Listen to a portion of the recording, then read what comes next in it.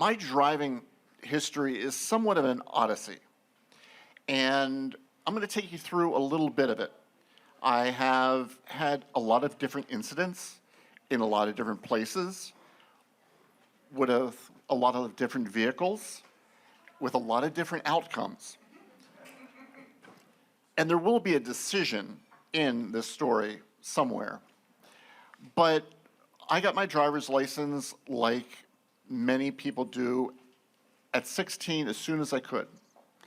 And I started driving. I was driving that time. I was not in a wheelchair. I drove with 3 feet, or not 3 feet, 3 pedals. That would be a feat. I drove with 3 pedals and, with two feet and 2 hands, 3 pedals. And that was how I started. When I was in college, I had an accident. It was not a car accident, so that's not part of the odyssey. I had an accident that resulted in a spinal cord injury, and I ended up in a wheelchair, obviously. So there's a second kind of part of my driving history that comes after the accident. And you could imagine going from where I was to where I am now is an interesting proposition. It is not easy. It's not an easy process to get a vehicle adapted so that you can drive it if you have a disability. A million different disabilities, a million different configurations of vehicles, and so mine took a long time. It took pretty much a year. You order a van. At that point, I had to order a van. It was a full-size van, have it sent to a company in Harrisburg. They send it to another company that essentially lowers the floor, cuts the frame, does all kinds of stuff, comes back to the company from Harrisburg, and then they take and do the rest of the modifications. So now I am presented with a vehicle that I can drive with 2 hands. No feet, 2 hands. And I had only taken I had taken some driver lessons, I guess you could say, in a van that was adapted up at Hershey Medical. And so I went to pick up my van that was outfitted and designed for me. And I went up to Harrisburg to pick it up. My mother came with me. She drove the vehicle that we came up with, dropped it off, long story there, and I got the van. So she's going to ride with me. The first time anyone's going to ride with me driving solo.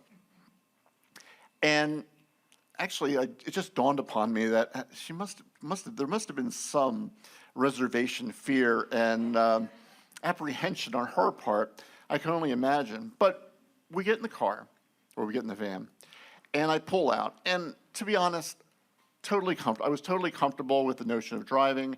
It was set up for me. I was comfortable with it. I had no qualms about driving whatsoever. So we pull out. I go to get on 83, and we're taking 83 South. And at that point on 83 South, they were doing road work. Well, when are they not doing road work on 83? But they're doing road work. And essentially, you have the cattle chutes. And so I'm driving a full-size van really for the first time, because everything I've ever driven has been, small, Hondas. And so large vehicles aren't my forte. But we're driving along, and I am in the left-hand lane, and we hit a construction zone area where there's these cattle chutes, and I've got 2 tractor trailers on the right-hand side of me.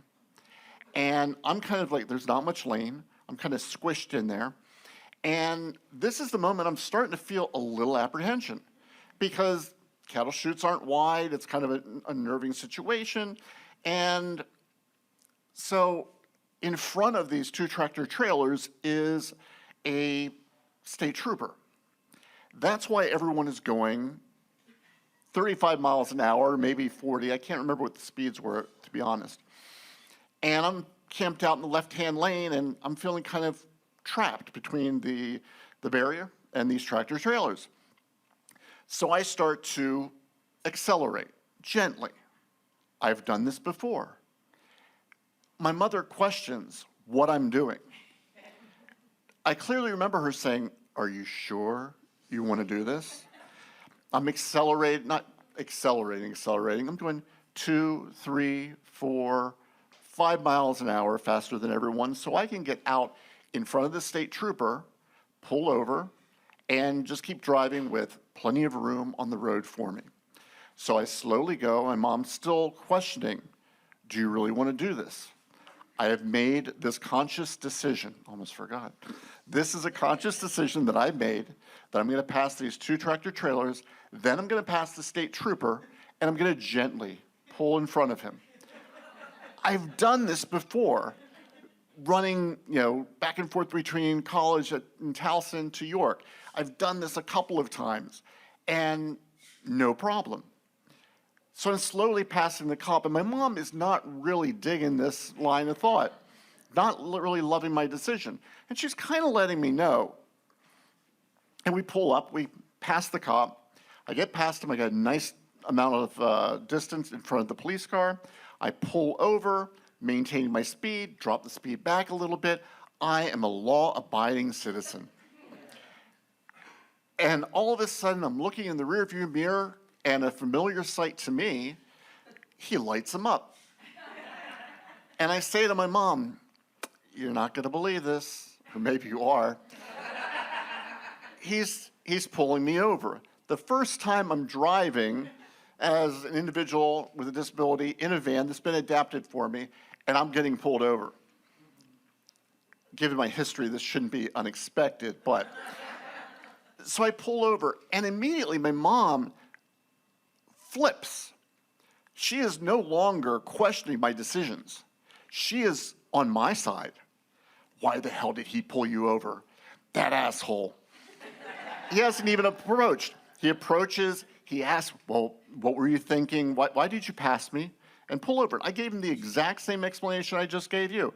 I said I didn't like the cattle chutes, first time driving this van. I wanted a little more space. I didn't think there was any danger in me moving up a little bit, moving in front of you. And that's my story, sir. He goes back, deliberates for a long time, and my mom is just like, "What kind of a chicken shit move is this? How dare he?" So he comes back and he says, "I have to give you a ticket." I don't think that's in the rule book, but I have to give you a ticket. But I'm going to give you a ticket for noncompliance with highway rules for speeding in a construction zone. It will be no points.